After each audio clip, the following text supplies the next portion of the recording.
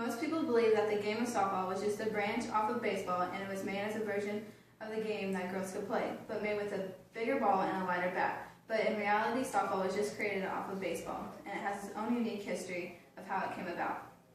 As someone that has played softball their entire life as well as in college, I think the history of everything about the game is very interesting.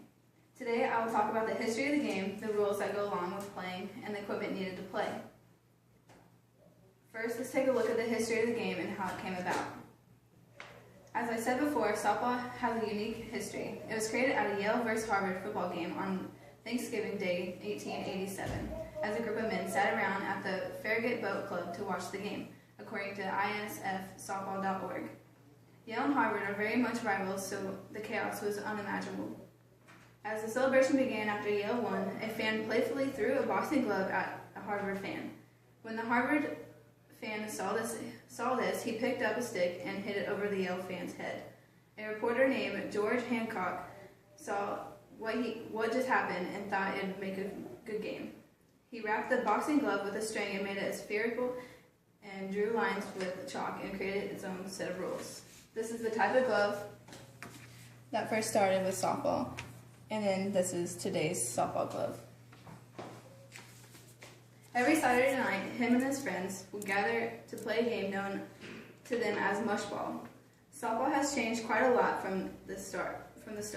Now we play with an actual bat along with a softball, which isn't actually soft. Known as a women's sport, softball has established that it is a sport for men and women, but primarily known as a sport for girls. Since you know the interesting story of how softball was created, I'll explain the basic rules of the game. Softball has a pretty simple system of rules. The positions consist of 3 outfielders: the left fielder, the center fielder, and right fielder. And in the infield, it's third base, shortstop, second base, and first base, and then catcher and pitcher. Players are given 3 strikes and 4 balls at each bat during the game. For the strike zone, it starts at the shoulder and then is at the knee. Anything outside that strike zone is considered a ball. You're also given 3 outs to try to get as many runs as possible in that inning. The official rules of softball are set by the National Softball Association, also known as the NSA, which was founded in 1982 by Hugh Cantrell in Lexington, Kentucky. Since then, only minor changes to the rule books have occurred. You have to follow every rule in the rule books. The rules are quite simple, but softball can also be somewhat of a dangerous sport. Equipment is not only required to play softball, but also required for protection of the players. The catchers need a catching helmet, catching gear, which knee pads, and a chest pad for protection. And then there's the softball, and then home plate, and all the other bases, and then the glove.